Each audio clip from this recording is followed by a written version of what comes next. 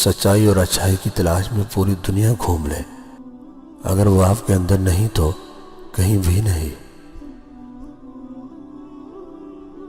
کسی کو برباد کرنے کی سوچ ہی آپ کی بربادی کے لیے کافی ہے۔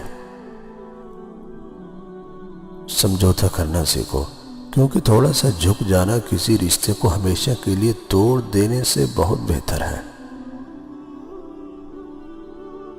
چہرے اور انداز بیان سارے انسان کے بارے میں بتا دیتے ہیں، اس لیے اپنی گفتگو کو گالیوں اور گندی باتوں سے پاک رکھیں۔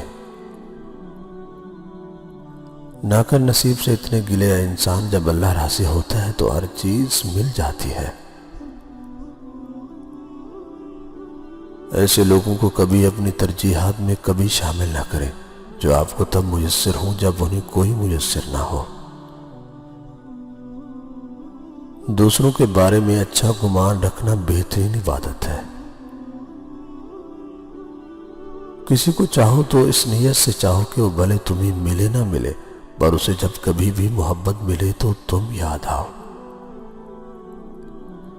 یہ جو دکھ ہوتے ہیں نا، بہت ضروری ہوتے ہیں، یہ ہمیں پھر اسی درجہ پر لے جاتے ہیں، وہی رب کے پاس جیسے بچہ چوٹ کھا کے اپنی ماں کے پاس بھاگتا ہے نا، بالکل ویسے ہی ہم بلبلاتے ہوئے اللہ کی طرف رجوع کرتے ہیں۔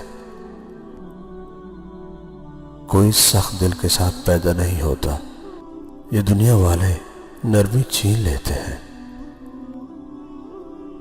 وہ انسان کبھی بھی آپ کی قدر نہیں کرے گا جس کے لیے آپ ہمیشہ جھکتے رہو گے۔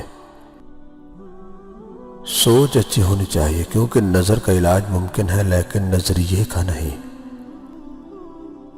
دولت اور حسن کی لالچ میں کبھی اپنی سیرت خراب مت کرنا، کیونکہ دولت دنیا میں ہی ختم ہو جائے گی اور حسن مٹی میں دفن ہو جائے گا، لیکن اچھی سیرت آخرت تک تمہارا ساتھ دے گی۔